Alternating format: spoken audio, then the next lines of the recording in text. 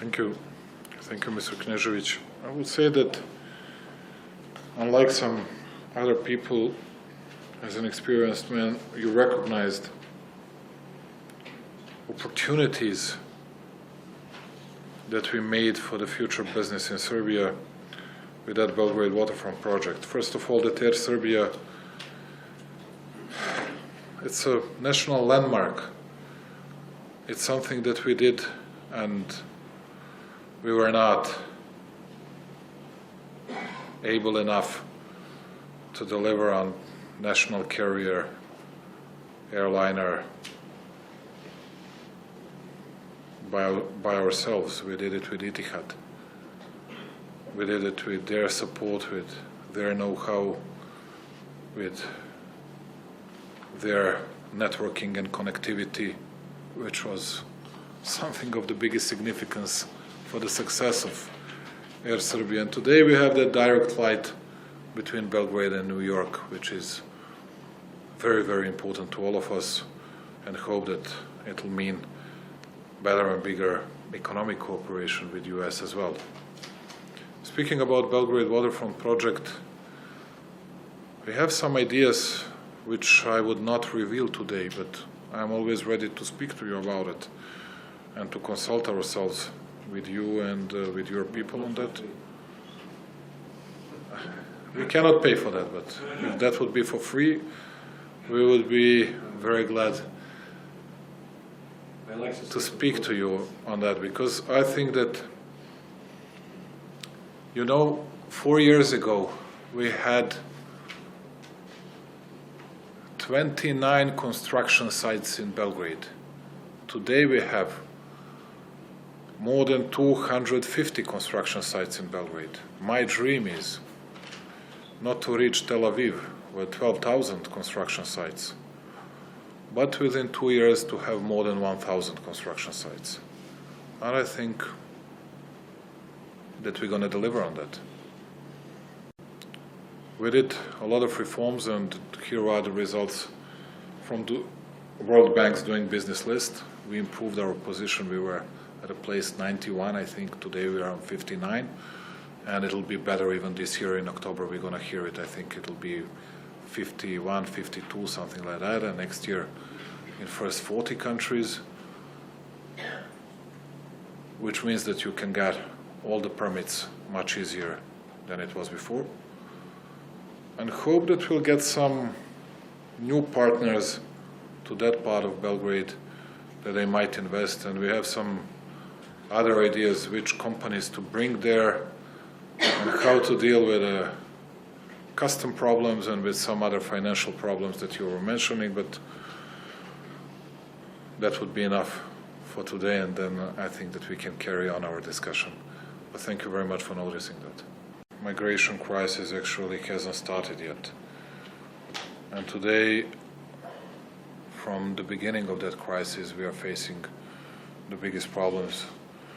We have 7,000 people within Serbia.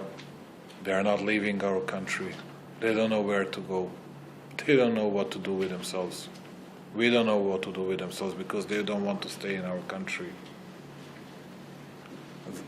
83% of them are Afghan guys, with no families at all. 99% of them without kids, wives, parents.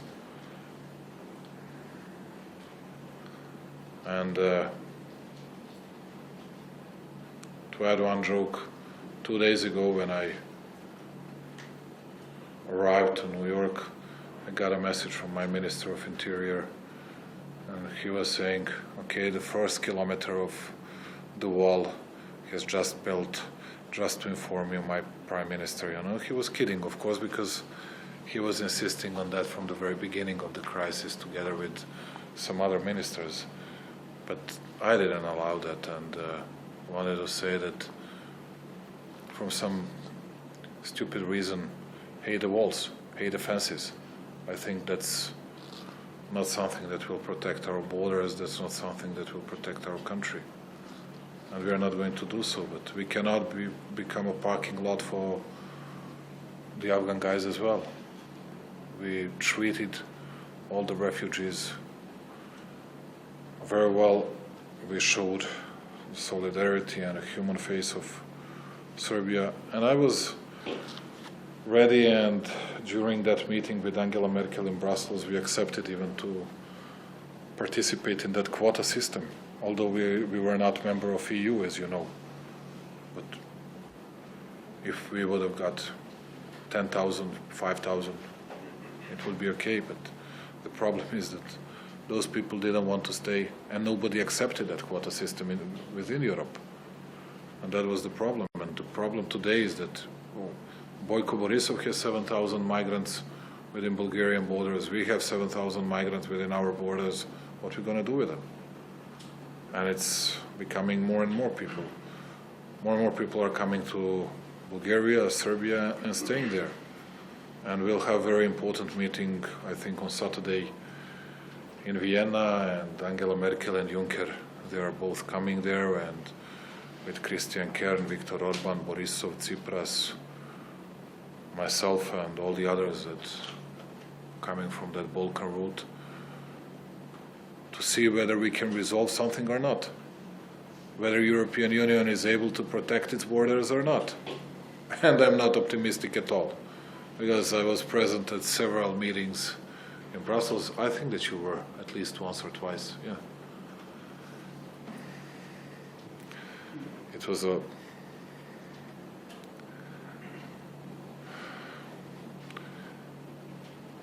although Angela Merkel devoted her time and she was very dedicated, I think that because of different attitudes from different countries, we just lost our time with no conclusions, with no comprehensive solution on that issue.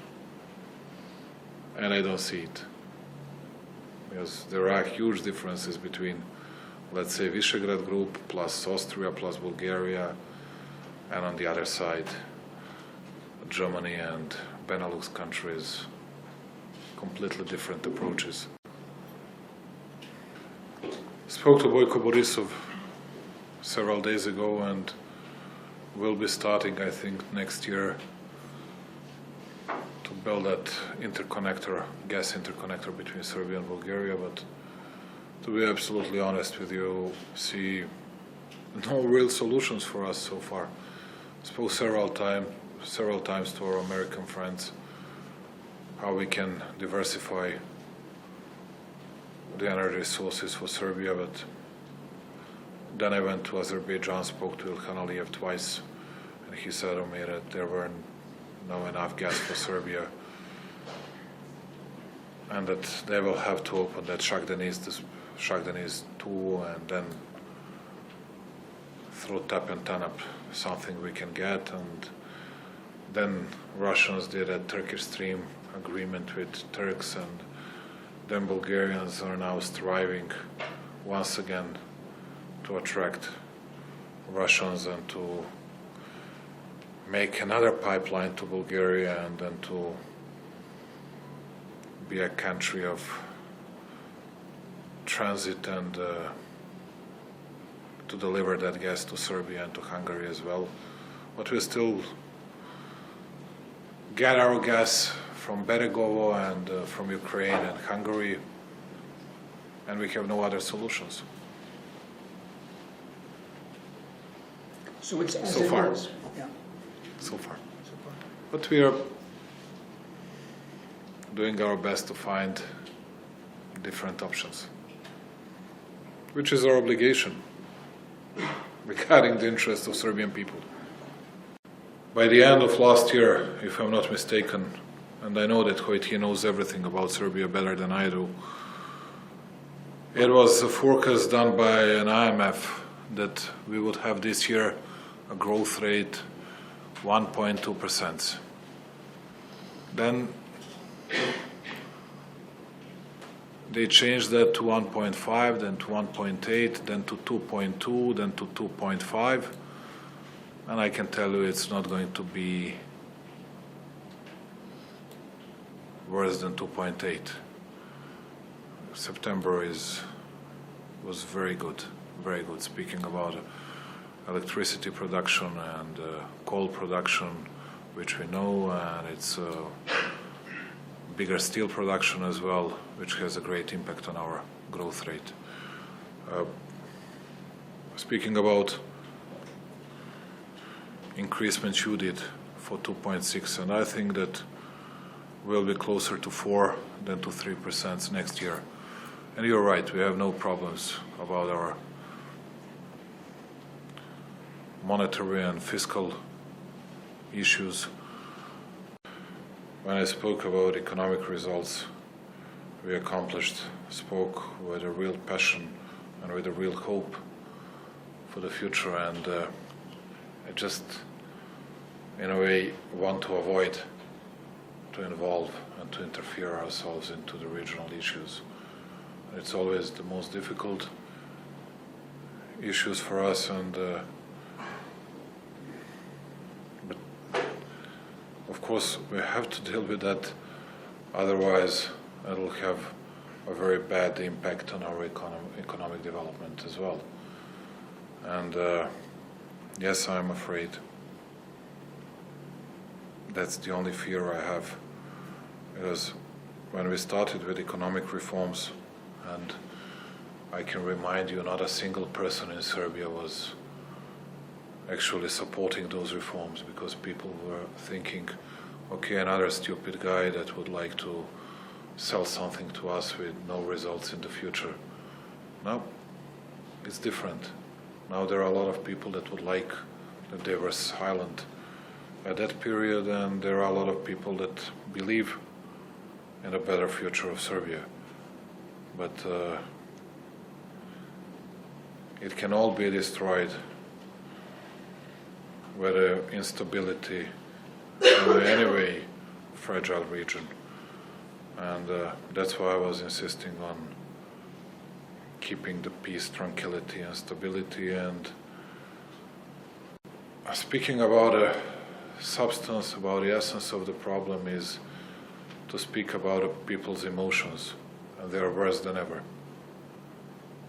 If you ask me about people's feelings, people's emotions in Bosnia, let's say, it's worse than it was 21 years ago. There are a lot of falsities, a lot of lies about a better European future, and coming out even from that part of the Balkans with no true beliefs in that. And it's all about, you have three sides. One side is dreaming of, and if you ask them in a very honest way, they would say to you, okay, we would like to see Republika Srpska abolished, and that's it. If you ask the other side, they would say, we would like to get out from Bosnia. If you ask the third side, they would say, we don't care about anything else but about that our part, and we already have that dual citizenship, EU passports, why we should need EU membership even for Bosnia. And that's it. And this is true. And all of you know that I am saying the truth. And everybody pretends that it's something philosophical behind something. No, it's not. We did nothing in the last 20 years, all of us, to improve the situation in the region. It was getting worse and worse, although many people got great rewards for their wonderful contribution to the regional stability and peace. And now someone will have to do something. Otherwise we'll face a lot of troubles. And yes, I'm very much afraid of that. And my job is to keep Serbia aside of that. And will do my best to do so, which means absolutely everything to be successful in that. And I remember when I spoke to Vучić, he was always very decent and very polite to listen to us. And I was insisting on these issues even a year and a half ago or 2 years, if you remember.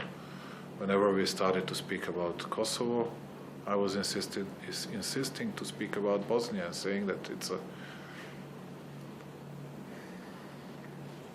And unfortunately, I was right.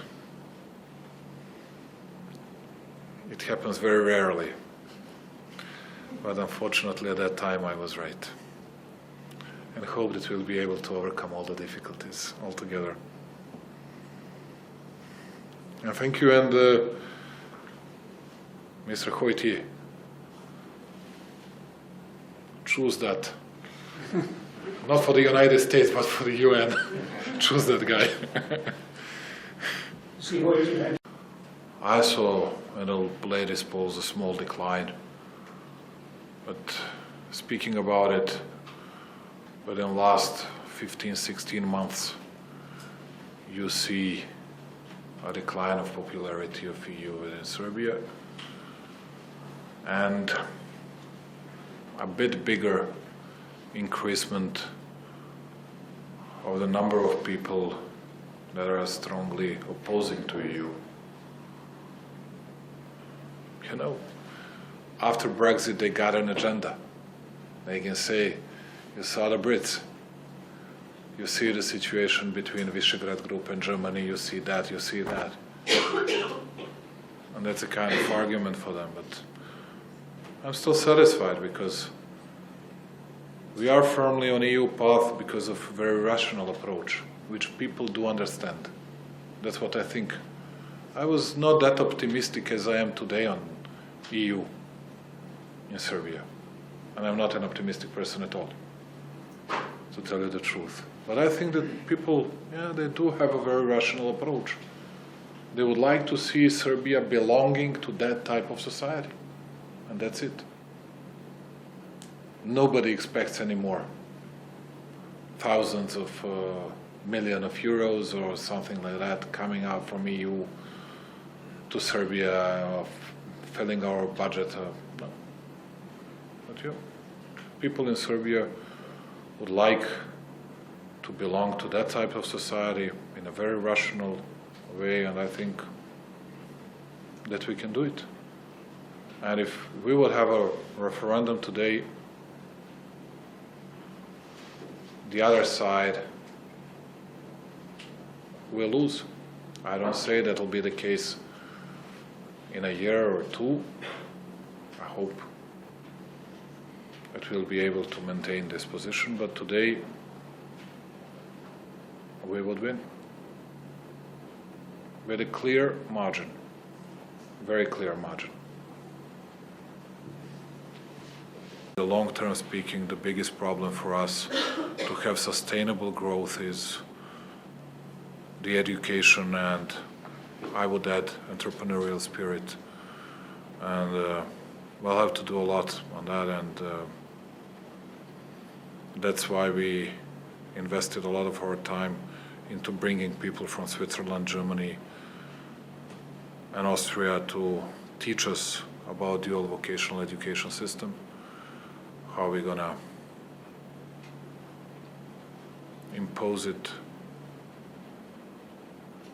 into our system, which is not going to be easy at all, and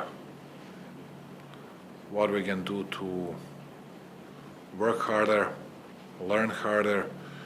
And you're absolutely right, we have 19,000 people employed in IT sector and have bigger needs and no capacities to teach our kids, and that's one of the biggest tasks for the new Minister of Education, and I hope that they'll be able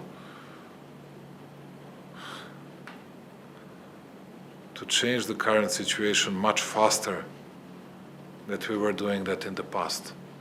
We have no time for that, and we are late, to be absolutely honest with you. And we did not support the referendum, although it was very difficult for us to say it publicly, and we did it. And I went even to Banja Luka and was participating in that opening ceremony of the new highway, saying to the Serbs to the crowd of 5,000 people and calling them to calm down the situation, which, to tell you the truth, I have never heard of different leaders from the Balkans coming to their constituency saying something similar to that. I have no problems to say today that government of Serbia did not support that referendum. It was a very clear attitude and very clear stand of Serbian government, and Serbia itself, which means Serbian president, agreed with that. We do support, speaking about territorial integrity of Bosnia, we do support territorial integrity of Bosnia, and we do support territorial integrity of Republika Srpska within Bosnia and Herzegovina, in accordance with the Dayton Peace Accord, which I think it's a very, very clear and very understandable and very easy to understand attitude of Serbian government. And I think it's a very responsible and very serious attitude.